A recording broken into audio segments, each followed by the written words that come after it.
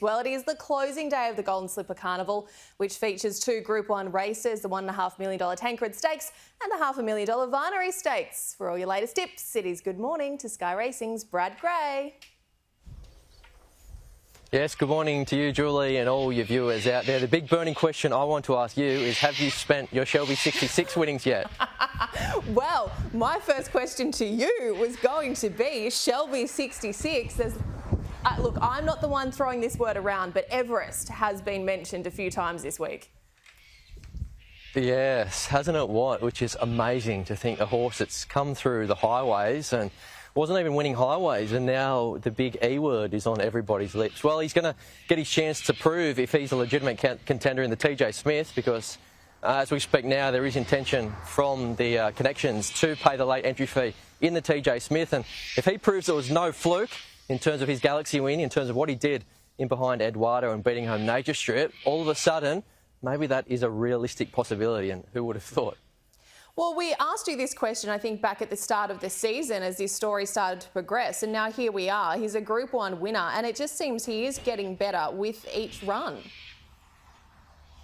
Yeah, that's right. I don't know how it's happened. As a form analyst, you like to make sense of everything. But sometimes, when you're doing your form, some things simply don't make sense. And this is one of those occasions where you just throw your hands up in the air and say, well, all of a sudden, this horse, who, in fairness, did have limited ability, did have some ability, but certainly not what we've seen in the past couple of starts, and he's just jumped out of the ground. I don't know what has happened to him, but maybe that fairy tale, there's another chapter to be written just yet. My colleagues over at Sky Racing like to give me grief when I talk about the rain in October. That is all I will say. We will leave it at that and move on to today's racing. Let's go to the Group 1 Tancred Stakes first. Who are you liking? Yeah, 2,400 metre race for the weight for age horses, Julian. You look back through the history of this race, the last 10 runnings, the longest price winner has been $5.50. So historically, it's a race where the cream rises to the top, and I don't think you can look too far outside of the obvious in Duais. So the second and third favourite, she towed them up in the Australia Cup at Flemington last time out. So all she has to do is hold that form. I know her wet track form on paper looks a little bit sus, but I think it's a touch deceiving. We saw her run in the Chipping Norton a couple of starts ago, and she was unlucky not to beat Very Elegant, and that was on a heavy track. So I don't think that holds too many fears. She'll park somewhere midfield with Josh Parr in the saddle, and she does look the horse to beat. I think if there is a roughie in the race that you might want to throw into your trifectas, it's She's Ideel. She was a bit disappointing in that same race at Flemington, but she is mixing her form a little bit. And you go back 12 months ago, and she did run second in this race. So if you're looking at one double-figure odds, maybe She's Ideel is worth a look. We did have Ed Cummings on this morning as well, and he said, you know, she just needs to hold that form that we saw in her last run. He's not overly enthused with the heavy 8 of the track today, but as you said, if she can just hold that form, she should be okay. Yeah, it's a good recipe, isn't it? If you're taking short odds about a horse and you can go to the races knowing that all they have to do is repeat what they did last start, I think it's a pretty good recipe for punters. So I'm not too scared of the heavy track. I think that's a trainer, isn't it? I know that the family's had good success in this race too. I think Bart won it back in the day. Anthony's had some success, and James, of course, won it not that long ago. So Ed now has his chance to add his name to the honour roll. Yeah, no pressure, poor Ed. What about the Vinery? That's right.